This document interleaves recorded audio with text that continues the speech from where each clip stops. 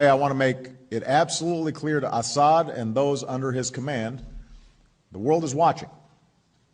The use of chemical weapons is and would be totally unacceptable.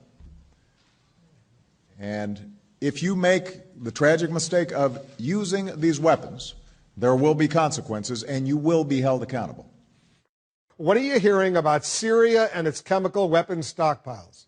Well, President Obama's words, Wolf, so sharp, so pointed, and it's all because over the weekend there was disturbing new intelligence out of Syria.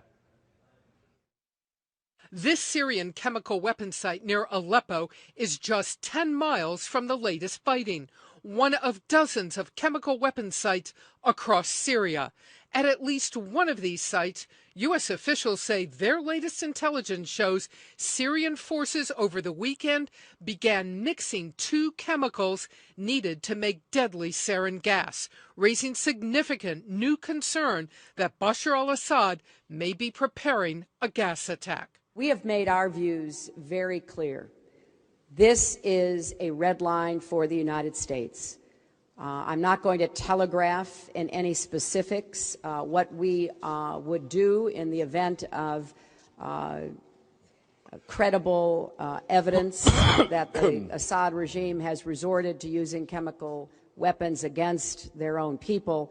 But suffice it to say, we are certainly planning to take action if that eventuality were to occur. In response, the Syrian Foreign Ministry said Syria will not use chemical weapons on its own people, but it has threatened to use them against foreign forces if invaded.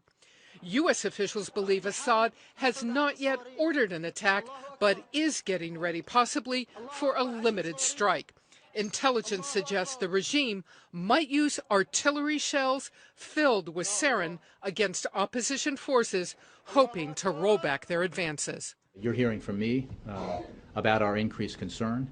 You're hearing from me the fact that we are consulting with our allies and international partners, as well as the opposition about this. Assad faces world outrage if he attacks. Sarin, 500 times as deadly as cyanide, can kill in minutes.